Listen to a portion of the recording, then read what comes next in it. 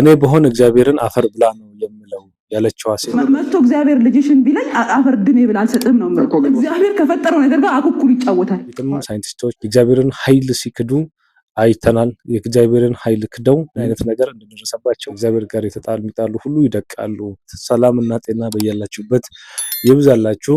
ሰብስክራይብ ያላደረጋችሁ ሰዎች ቻናሌን ሰብስክራይብ አድርጉልኝ። ከእናንተ የሚጎድል ነገር የለም፣ ለእኔ ግን ይጠቅመኛል። ሰብስክራይብ ብታደርጉልኝ ደስ ይለኛል። ሰብስክራይብ በማድረግ ቤተሰቤ እንድትሆኑኝ እንደዚሁም ደግሞ አዳዲስ ነገሮች እንዲደርሳችሁ እላለሁ። እስከ መጨረሻው የትም ሳትሄዱ ቪዲዮውን እንድትከታተሉ ጋብዣችኋለሁ። እንግዲህ በየጊዜው ማንሰማው ጉድ የለም። በየጊዜው በየዘመኑ ዘመናት እየተቆጠሩ በሚመጡበት ሰዓት እንግዲህ ነገሮች አንዳንድ ነገሮች እየተለወጡ ይሄዳሉ፣ አንዳንድ ነገሮች እየተሻሻሉ ይሄዳሉ። ከሰሞኑ እንግዲህ መነጋገሪያ ሆኗል የዚች ልጅ መስቲ የምትባለዋ ንግግሮች ወጣ ያሉና መረን የተላበሱ ንግግሮችን በየጊዜው ታደርጋለች። እንግዲህ የሆነን ወገን ለማሳረር ይመስለኛል፣ የሆነን ወገን ለማናደር ተብሎ ከመጀመሪያ ጀምሮ ታስቦ የመጣ ነገር ይመስለኛል እና አሁን ሄዶ አውሬ ያደረጋት፣ ሄዶ ተቃዋሚ ያደረጋት፣ ሄዶ ተሳዳቢ አደረጋት። በእርግጥ አንዳንድ ሰዎች ቢገጽጹም አንዳንድ ሰዎች ትዝብታቸውን ቢለኩም እሷ ግን ባለመስማታ እንግዲህ ስድቡን ዝልፍናው ተያይዛበታለች፣ ቀጥልበታለች እና እስቲ አንዴ የሷን ቪዲዮ ተከታትለን እንመለስ። እያወራን ያለው ስለ ምርጫ ነው አይደል? ለአብርሃም አንድ ልጅ ሰጠው አይደለ? ከዛ የሆነ ቀን እግዚአብሔር ደበረውና ተነስቶ ሰዋልኝ አለው። ፈተና ነው ብሎ ይሰበካል። ልጅህን ስጠኝ የሚል ፈተና አለ። ግን ወሰደበት። እኔ አፈር ብላ ነው የምለው። እኔ መጥቶ እግዚአብሔር ልጅሽን ቢለኝ አፈር ድሜ ብላ አልሰጥም ነው የምለው እኮ። ግን ወሰደበት ወይ አበዛለት እኮ። ሀሳቡን ቀየራል። ግን ደግሞ እግዚአብሔር ቢላል ሀሳቡን ቀየራል። ይኸውልህ እንዴ ረድልኝ ካለ ይኸውልህ መስዋዕት አድርግልኝ ካለ እግዚአብሔር ከሆነ ሀሳቡን የማይቀይር መጽሐፍም እኮ ይላል እኔ ሀሳቤን ቀይር ዘንድ ሰው አይደለም ምናምን ይላል። እሱ እግዚአብሔር ሀሳቡን ቀየረና እንደውም በቃ አስቀምጬልሃለሁ አለ። እግዚአብሔር ከፈጠረው ነገር ጋር አኩኩል ይጫወታል። እንግዲህ እንደሰማችሁት ነው። በነገራችን ላይ እንደዚህ አይነት ነገሮችን ሰው አጥቶበት አይደለም፣ አመጽ ካልሆነ በስተቀር አጥቶበት አይደለም። ህፃን ልጅ አይደለችም። እንግዲህ በዚህ ደረጃ ላይ መዳፈር ለሆነ አካላት ለሆነ ቡድኖች ተብሎ አንድን ቡድን አበሽቃለሁ አንድን ቡድን አስቀይማለሁ ተብሎ ይህን ያህል መዝለፍ ምክንያት ሊደርስበት ይችላል። መጽሐፉም እንደሚለው ከእግዚአብሔር ጋር የሚጣሉ ሁሉ ይደቃሉ ብሏል። በኋላ ለመድቀቅ በኋላ ለማልቀስ ካልሆነ በስተቀር ከፈጣሪ ኃይል ጋር ከትልቅ ኃይል ጋር መጋጨት አስፈላጊ አይደለም። አብርሃም እንግዲህ በምሳሌነት የሚቀርብ ታላቅ አባት ነው፣ የሁሉ አባት ነው። አብርሃም መካከልና እግዚአብሔር መካከል ያለውን ታሪክ እንግዲህ ሁላችንም እናውቃለን። እግዚአብሔር አምላክ አብርሃምን ተለይልኝ ብሎት አብርሃም እሺ ብሎ ታዞ የተለየለት ነው። እንደዚሁም ደግሞ አብርሃም ተስፋውን ጠብቆ ታግሶ ካገኘ በኋላ አብርሃምን ለመፈተን አንድ ልጅህን ሰዋልኝ አለ።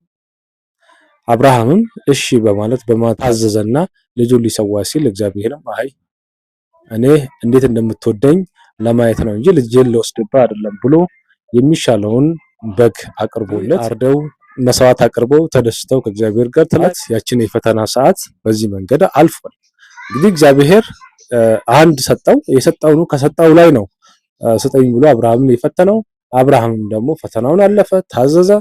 እንደዚሁም ደግሞ እግዚአብሔር አበዛለት። እስከዚህ ሰዓት ድረስ የአብርሃም በረከት በክርስቶስ በኩል ለኛ ሆኖልናል። እንደዚሁም ደግሞ የአብርሃም ዘሮችም ተባርከውለታል።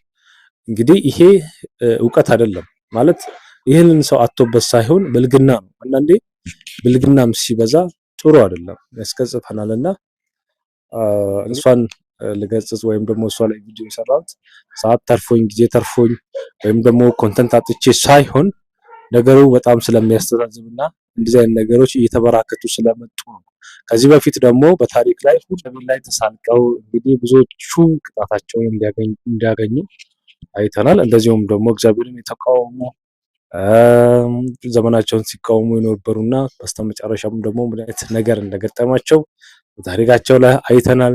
እንግዲህ በቅርብ ጊዜ ራሱ የዛሬ 2 ዓመት ሎስ አንጀለስ የተከሰተውን በአንድ የሽልማት ስነ ስርዓት ላይ ያልተገባ ንግግር ከተናገሩ በኋላ ሰደድ እሳት መጥቶ እንግዲህ ሎስ አንጀለስን እንዳልነበር እንዳደረገ አይተናል።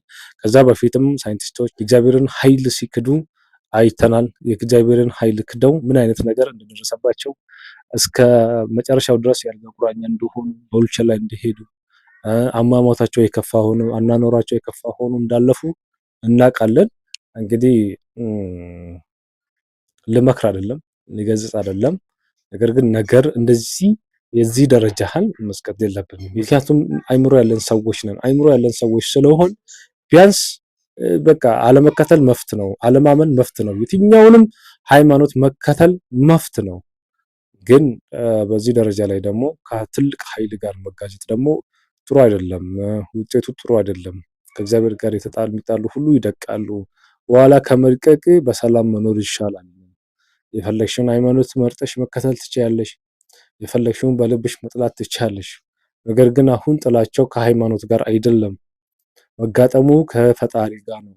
የፈጣሪ ኃይል ደግሞ ትልቅ ኃይል ነው። በኋላ ክፉ ነገር ስለሚመጣ ቢያንስ አይምሮ ተሰጥቶሻልና እንደ አንድ ባለ አይምሮ አስቢና የራስሽን ስራ መስራት ትችያለሽ። እንደዚሁም የራስሽን ሃይማኖት መከተል ትችያለሽ የፈለግሽው። ይሄ መስመር ግን አያወጣም፣ በኋላ ለቅስፈት ይዳርጋል፣ ጥሩ አይደለም። በሰው ዘንድም እስከምትሞቺ ድረስ ጥላቻን ያመጣል። በቃ መልካም ነገር መስራት እንችላለን። እግዚአብሔር አይምሮ ሰጥቶናል። እግዚአብሔር ልብ ሰጥቶናል። የምናስብበትን አይምሮ የምንወድበትን ልብ ሰጥቶናል። እንዲህ ጭልምተኝነት መሆን አያወጣም፣ መራርነት አያወጣም። ስለዚህ እግዚአብሔር ቃልም እንደዛ ይላል። ስለዚህ እግዚአብሔር በሰጠን እድል፣ እግዚአብሔር በሰጠን ሰዓት መስራት፣ መልካምን ነገር መስራት፣ መልካምን ነገር ማድረግ፣ መልካምን ነገር ማለት፣ መልካምን ነገር መስራት፣ እንደዚሁም ከሰዎች ጋር በፍቅር ኖረን ማለፍ እየቻል ለምን ይሄ ሁሉ መውረድ አስፈለገ? ለምን እንዲዝቅ ማለት፣ ለምን እንደዚህ መዝቀጥ አስፈለገ አላለው። እንግዲህ በቀጣይ እንግዲህ በሌላ ቪዲዮ በሌሎች እመጣለሁ። አሁን ላይ ከዚህ አያይዤ በሌላ ነገር መስራት ስላልቻልኩኝ ነው እንግዲህ